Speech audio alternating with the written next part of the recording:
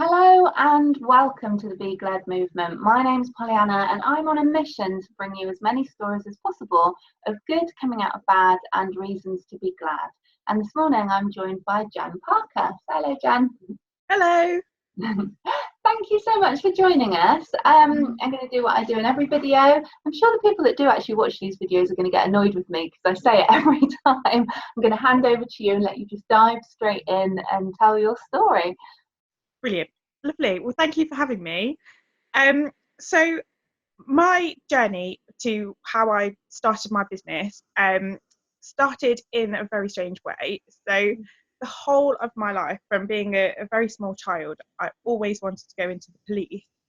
I had an imaginary friend who was a policeman when I was about 4. We had detective kits as children, my brother and I, and it was just always something that I thought was going to be my path. I was going to go into the police.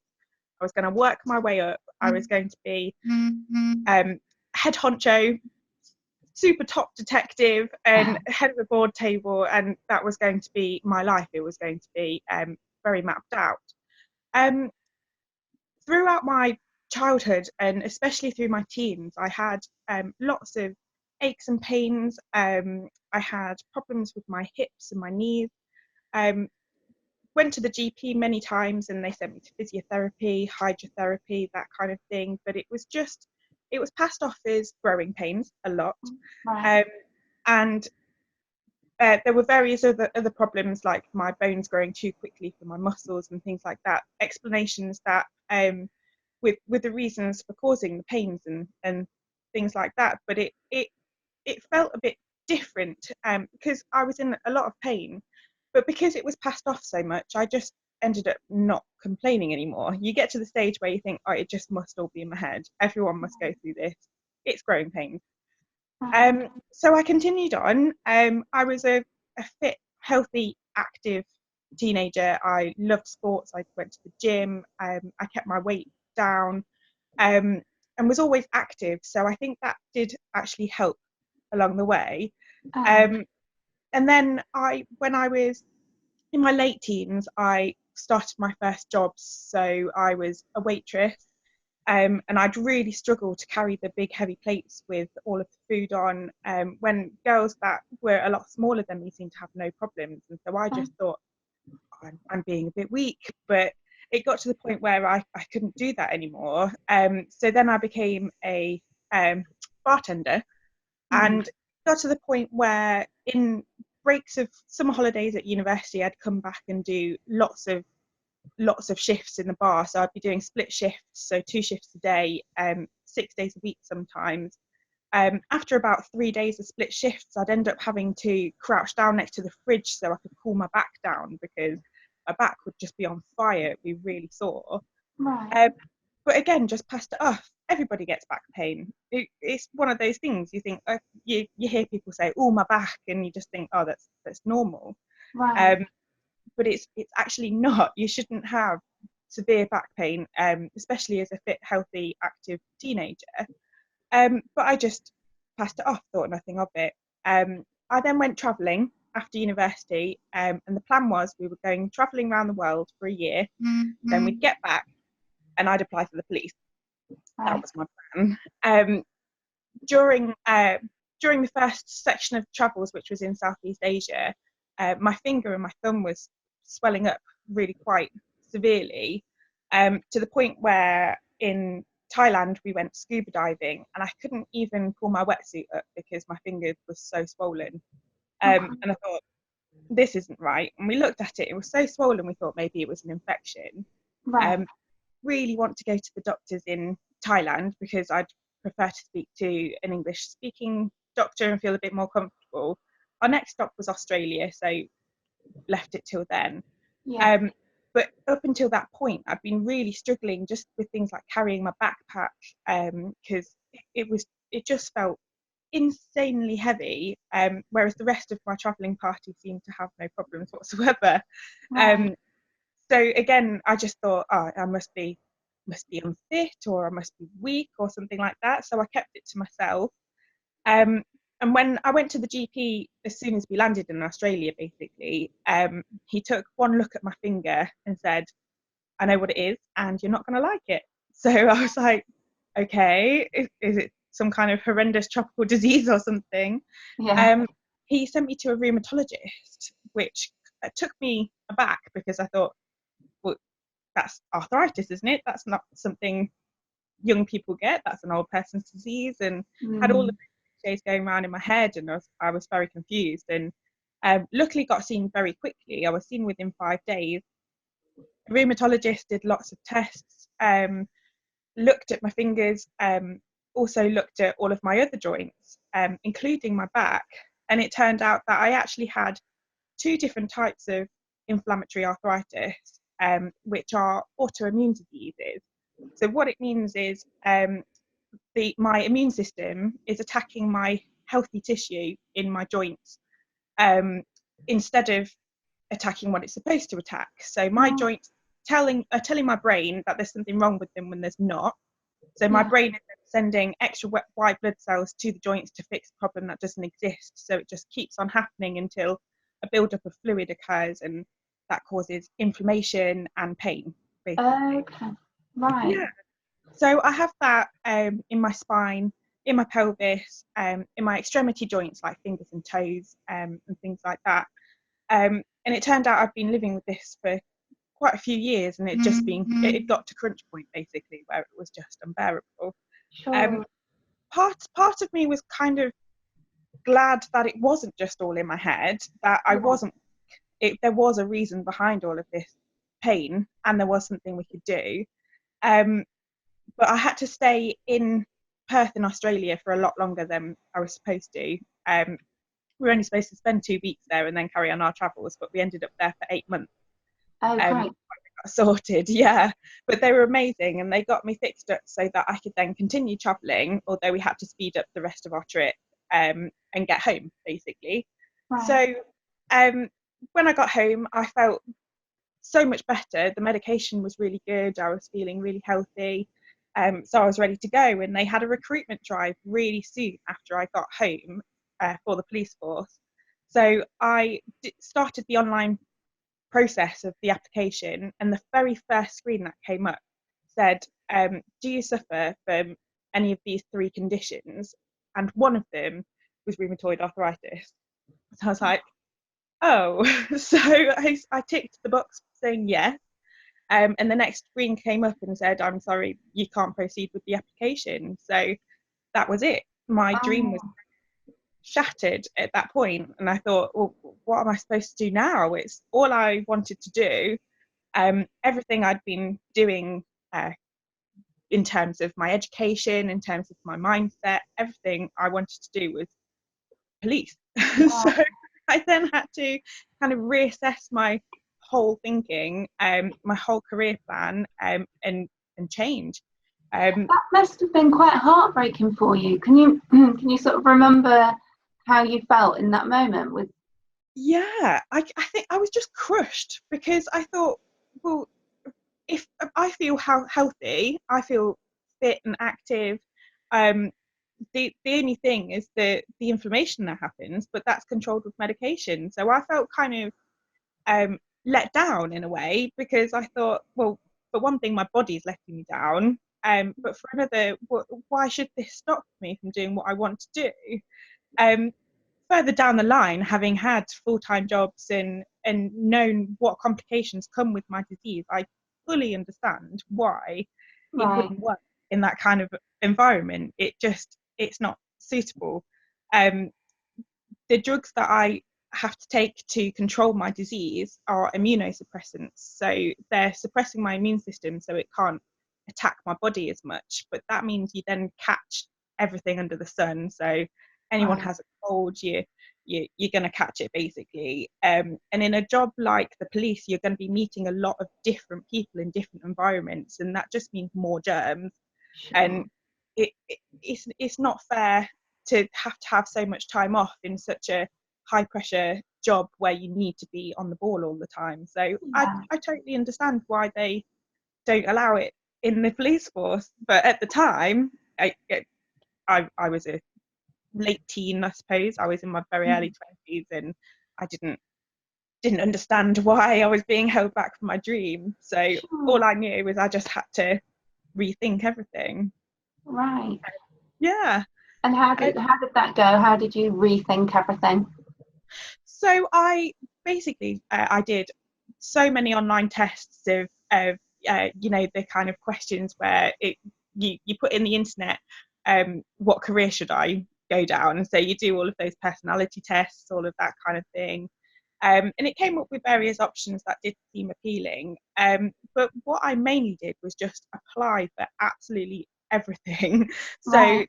the jobs paper, I just circle everything that sounded vaguely interesting to me. I just mainly wanted to start on the career ladder, and to me, it didn't really matter um, what it was. And apart from I wanted it to be interesting. So Oh, I was quite lucky that I had quite a lot of interviews in those early stages, and most of them weren't really what I wanted to do with my life. They didn't really have any room for progression. They didn't really have a career ladder to go down, and that's what I wanted, because I always wanted, no matter what I did, to get to the top. So um, in the end, a publishing house job came up, which doesn't happen very often in the Midlands because most publishers are down in London.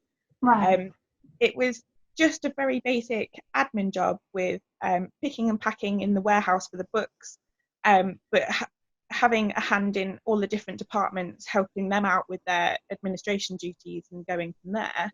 Oh, And the interview went really well. The company seemed amazing, but they also basically said, um, you can test out all the different departments and see which career route you want to go down. So that's the wow. marketing department, or the production design department, the editorial department. So the fact that they were leaving it so open was really appealing. Yeah. So although it was the very bottom, there was such a way to go, and lots of different choices as well, which really appealed. And I've always been into language and books. I absolutely love books. So it appealed in so many different ways. I was like, right, this seems like it's meant to be. So off I went. So Cool. that's the job that I went for. And I had a try at all the different departments, and the one that appealed the most was the production department, which is where they do the design for the books. So they design the text and the cover.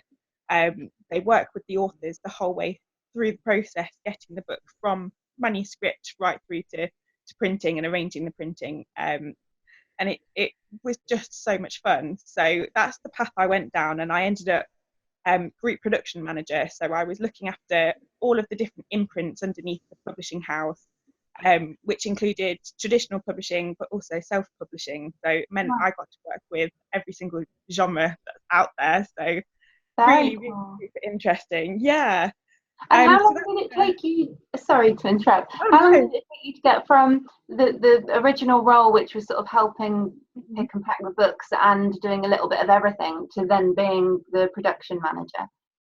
6 years, which isn't actually very long when No. I think about it. But when I started, it was quite a small company, and then it expanded massively whilst I was there. So I got to grow with the company, but also help grow the company, which was amazing. Awesome. Um, so yeah, I kind of I took to it like a duck to water and just flew. So it was really good, and it was a really good background to have. Um, but it also came with its problems um, because of my disease. It made it quite difficult to work in a full-time job in an office. Um, for the reasons I said with the police, really, because there's an air conditioning system in the office, which meant I just kept on catching cold after cold and virus after virus. So I Yeah. had to have a lot more time off than normal people would. Um, and with the added stress of being the top manager as well, it made it even worse, because stress is actually really counterproductive to any kind of autoimmune disease. The more your body is stressed and the more your mind is stressed, the harder it is to fight what you're going through. So it just made it very difficult, and I constantly felt guilty that I was letting people down. letting the authors down, letting the company down, and it's not a nice way to feel. But I was very fortunate that I had such a good design background then. Alongside that, I also used to do freelance copy editing and proofreading of the books, so I also had a very good editorial base. And so when I got pregnant, and I just discussed all of the different options with my employers, they were really, really supportive. And eventually I decided that I wanted to go freelance so I could work from home, set my own hours, and basically enjoy my time with my baby, but also look after myself a bit more. And they were absolutely brilliant. And so they fully supported me, and they helped me start up on that path. They gave me freelance work to start me off whilst I was building up my own company, and it's just gone from there basically. So I was really lucky that I had the support there from them, but also from my family, who were like, yes, go for it. So whilst I was on maternity leave, but also before that, I'd been expanding my design skills to include different areas. So business branding is what I've really focused on. So logo design and marketing materials and that kind of thing. So I started with the editorial side of my company in September 2017 at the end of my maternity leave, and then by January 2018 I was ready to launch the design side. So since then that's been it. That's what I do, and that's what is it just feels like it was meant to be. So it's it makes me feel like there's a reason why I had to go through all that, and it was to get to this point where I am really happy, really content, really, content. Fantastic. Yeah. And you mentioned when we were chatting on the phone that actually being pregnant, you had to come off of your meds, but the whole sort of then having your baby and everything, because you're more relaxed, it helped with your condition, the whole mind stress. So that's really cool as well, you know. Absolutely. I'm pregnant now, and it is better than medication, because you can't take the medication while you're pregnant, but I don't need it, so it's amazing. I have to go straight back on it afterwards because it causes big problems afterwards, but pregnancy is just amazing. So very happy. And it's baby number 2, right? This is baby number 2, yes. You have shortly to arrive. Every other year. That's what my mum said. Unfortunately, because part of my disease causes fusion in my bones, so the base of my spine is fused, but also my pelvis is fused, so that it makes it very difficult for a natural delivery, so I have to have C-sections. So can't have endless babies, unfortunately. Never mind. It's all good.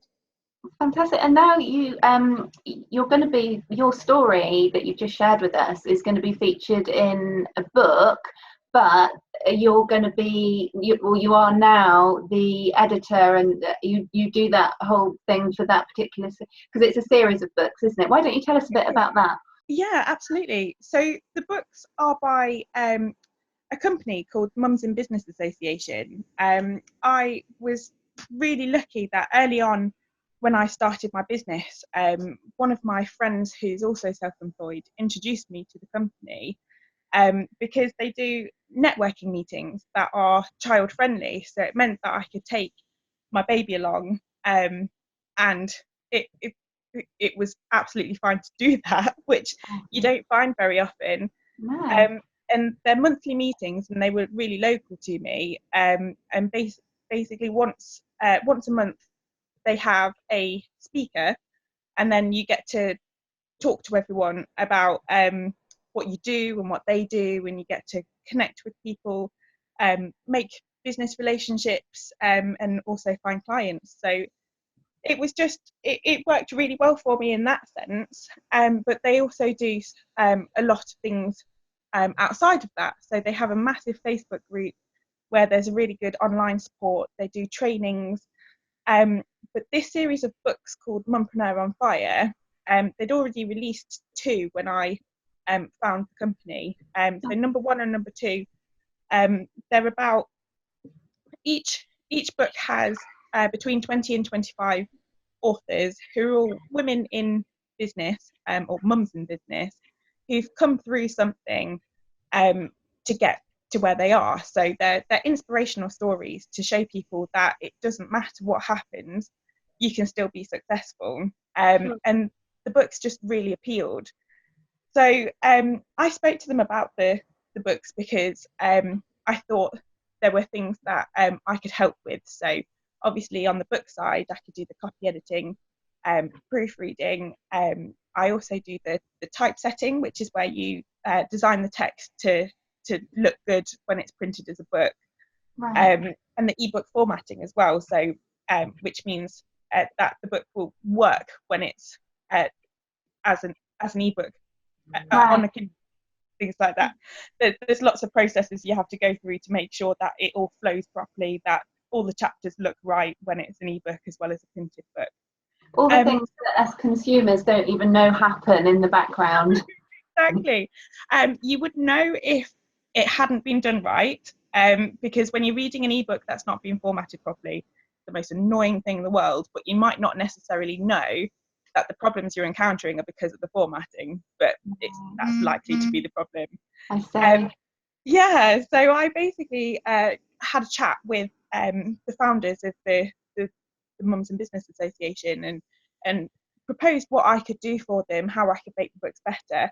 And I was really excited that with book number 3, they asked me to come on board and do that for them. So book number 3, that's what I did, went through the whole process. And then for book number 4, when they did the call out for the authors, I thought, do you know what? I'm going to just go for it. There are thousands of women that apply, so they send their story outlining, and then if it's something that would work in the book, then they'll get called back. Basically, I didn't for one second think that I would be included, because having read the books, I didn't think, I don't know, you have those little gremlins in your head saying, well, yeah, you've been through this, but people have been through so much worse and come through so much more. So I didn't think I'd have a chance, but I've been lucky enough to be included, so it's great. So with book number 4, I'm doing the production, but then I'm also an author, so it's really exciting. And that's coming out for pre-order in December, and then full sale in January next year. So Exciting. absolutely. Wonderful. So you'll get your name on the book as well as, having worked on the book. You're actually in the book. It's very cool. I know. It feels a bit surreal at the moment, because I'm officially a co-author, so I'm going to be a published author, which just sounds very strange for me to say. But what has been really interesting is seeing it from the other side. So it's actually really helped me in terms of my services, because it's very different writing a book to producing a book. So it's quite nice to be able to see the difficulties that come with that, but not just whilst you're writing it, but the kind of terror afterwards that you're putting yourself out there and this thing is actually happening. So it's quite nice that I can now see that from my author's perspective. Yeah, you're going to be able to offer your clients that extra level of empathy, really, aren't you? So, exactly. Yeah. So it's been brilliant all around. awesome. And when you reflect back, thinking how you wanted to be in the police force, and you wanted to be right at the top of your game in the police force, no half measures. But what has now happened instead is that you've found something that you really enjoy anyway, and you are at the top of your game because you're the owner of your very own business, and you're going to be a published author soon too. Yeah, I know, it's just mad. And although I'm having a baby and I'm going to be going on maternity leave quite soon, the flexibility that it offers me means that I don't need to take off the time that I took off with my first, because I won't lose out on spending time with my second daughter, because I'm self-employed and work from home. I will still be able to spend that time with her, but also be able to grow my business further. So it feels like I've got the best of both worlds now. So it's worked out so much better, which means I can continue to grow and build my empire. Yeah, Fantastic. I liked what you said. I thought it was interesting what you said earlier about when you put yourself forward to be part of this fourth book, you say, that you felt that people have been through more than you, that maybe your story wasn't as important as other people's stories. Because I've come across that quite a lot within this journey of collecting stories. So it was interesting that you sort of said that as well, or interesting for me, because it is quite often the case that people feel, I guess because you're in it and you're living it and you're coping with it, that that you sort of like look at everybody else and think, well, you know, their story is so much more impressive, for want of a better word. But actually, you know, your story for me and for this project, I feel is just as important as any other story. But because it's this project sort of about playing the glad game and trying to extract positives from negatives, but to do it on a daily basis, it doesn't always. I mean, I would personally categorize your story as in one of the more extreme cases, but you know, well, yeah, because you know, it is a massive sort of thing that you've gone through. The not only the physical pain of your disease, but the heartache of losing out on what you thought you were going to be able to do, that you always wanted to do. And it's so great that you've found such an amazing career that's really ticking every box for you. I've got a friend who was a police officer, and she found it incredibly difficult with her 3 children, trying to keep that job going. So I'm so pleased for you. I'm really, really happy for you. It's very Thank you. But reflecting, you know, I mean, it's super lucky, like you say, that particular job came up, and it led you on to this career path. What would your advice be to somebody who found themselves in the same position? I know you mentioned that you applied for pretty much everything. I think you just need to take a step back, because it's very easy to get wrapped up in there's a big mental health implication to being diagnosed with any kind of chronic disease, because it's something that you've got for life. And I remember very early on when I was talking to the rheumatologist, and he said there's no cure, we just have to manage it.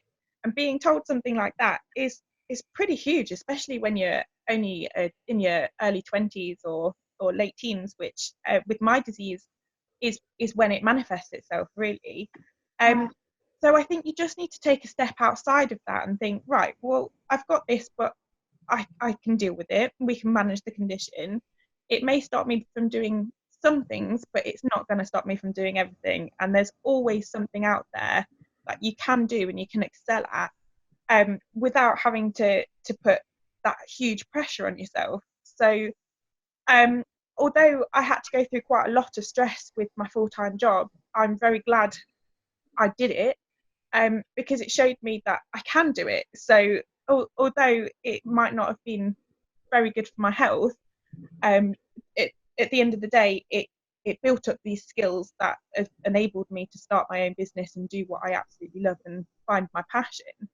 And if you take a step back, you can really discover what it is you actually want to do in life. And you may try lots of different things that don't work out, but something will fit eventually. I've got friends who've gone through lots of different job paths, some very different jobs within quite a short time, but now have found what they absolutely love doing. And it just took a little while to find it. So just relax, take it easy, think about what you really love doing, and it will happen. Awesome. Brilliant. Well, yeah, I love that. It's about taking the action but not being too attached to it, I guess, and just sort of keep going, keep trying different things, and eventually you'll find the thing that you love. Absolutely. Being able to let go is a really important skill, and I think it's really quite overlooked, because you can get so attached to something that you just feel utterly devastated when it doesn't work, which is fine to a point, but you need to be able to pick yourself up, dust yourself off and think, well, that didn't work, it doesn't mean something else won't. If one door closes, you can have so many different doors open that might be even better than the first one. I know it certainly did for me, so I was very fortunate So you've just got to sometimes be patient, take your time, give it a go. As long as you put your all in, then you'll find out if it's for you or not. Sure. Brilliant. Sound words of advice there. Thank you so much. I really appreciate you giving up your morning to talk to us. Thank you. Thank you. If you like this video, please do hit the like and subscribe button and you'll get notifications when new videos are uploaded. You can follow us on Instagram, Twitter and Facebook if you search @BeGladMovement. And if you've got a story that you'd like to share, please do get in touch. It doesn't matter if it's something similar to what somebody else has shared. I really do believe your story and your voice has the ability to help someone in their time of need. So please do get in touch and I'll look forward to seeing you in another episode. Many thanks.